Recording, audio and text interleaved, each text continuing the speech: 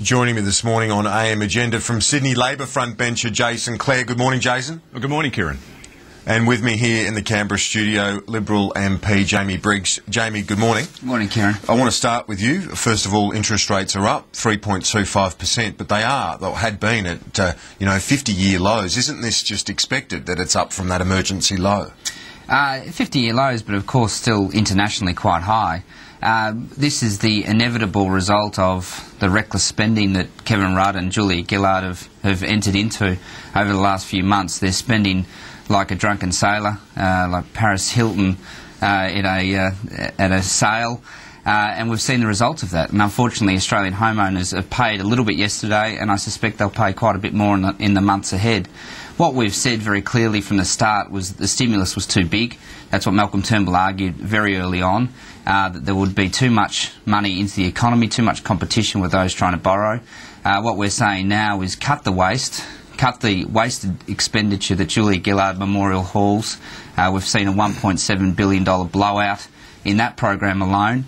Let's cut that waste out of the system and reduce the massive amounts of government debt this government is building up. Yeah, Jason, the argument that the coalition is making in terms of the monetary policy, the rate movement, not being in sync now with the government's fiscal policies, why not? You say that it's inbuilt into your stimulus, the moderating of it, but why not moderate it quicker if things haven't turned out as bad as you'd thought they're going to be? Well, Kieran, that argument is just not correct. Both monetary policy and fiscal policy at the moment are in expansionary settings. Both of them are designed to stimulate the economy at the moment. Both of them, over the course of the last 6 months, have hit their peak. The fiscal stimulus hit its peak in the middle of this year, and now we see with the change in rates yesterday that monetary policy and its stimulus has hit its peak.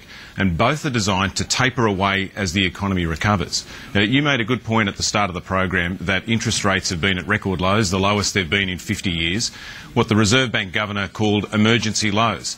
And there's only one way to keep interest rates at emergency lows, and that is if you stay in an economic emergency, if you go into recession, which is what would have happened if you adopted the Liberal Party's approach of not stimulating the economy. The Reserve Bank Governor has said... Sorry, Mike. But I suppose the point that is made is your fiscal policy, the one announced by the Prime Minister and the Treasurer, was set at a time when the emergency was unfolding, that you thought it was going to be, the economy was going to fall off a cliff. Well, it hasn't, and now the RBA Governor is saying growth is going to return to trend next year. So why not at least think about reworking your numbers? What he said is it would get close to trend, and if you have a look at all the forecasts for growth, whether it's the IMF, the OECD, the Reserve Bank or others, all of them show that growth is going to be below trend this year and next year. The IMF report last week said that growth this year would be at 0.6% and that growth next year would be at 2%. In order to keep unemployment static, not bring it down but stop it from rising, you need growth in the economy of between 2 and 3%. That's why the stimulus is so important. All of these things factor in the fiscal stimulus, and if you were to pull the stimulus out, which is what Jamie's arguing, then unemployment would go straight up. The stimulus is protecting jobs, tens of thousands of jobs all around the economy. The Master Builders Association the other day said that in the construction sector alone it's protecting 50,000 jobs. Now, the argument that the Liberal Party are now making is pull out the stimulus. That's an argument for higher unemployment, and I think that's an irresponsible approach to take. Jamie, this is probably the Coalition's strong point going into the election year. I think most people agree with that. The issue of debt and deficit, with rates rising particularly, and with unemployment still, relatively high or increasing. But the problem is the Coalition is so divided at the moment. Is it frustrating that you can't make more ground on these areas because you're focusing on yourself too much? Well, let's look at the facts, and I always appreciate Jason speaking for me, and he does so, sometimes not quite repeating what I actually said. What I said was let's cut out the waste and mismanagement, the $1.7 billion blowout in the Julia Gillard Memorial Halls, the 100 contractors who were found yesterday by the Minister for the Environment, the hollowest man in Parliament, to be not spending the money properly that the government's wasting out there. So we've said let's cut out the waste and mismanagement. That's the first thing, and I would have thought Jason would accept that. Secondly, let's have a look at the facts here. The facts are that the Australian economy entered this crisis in a far better condition than any other OECD comparable economy. We had no government debt, we had good, strong economic growth, and we have a wonderful story with our relationship with China. So we entered this crisis in a far better condition. That is why we are seeing the results we're seeing today.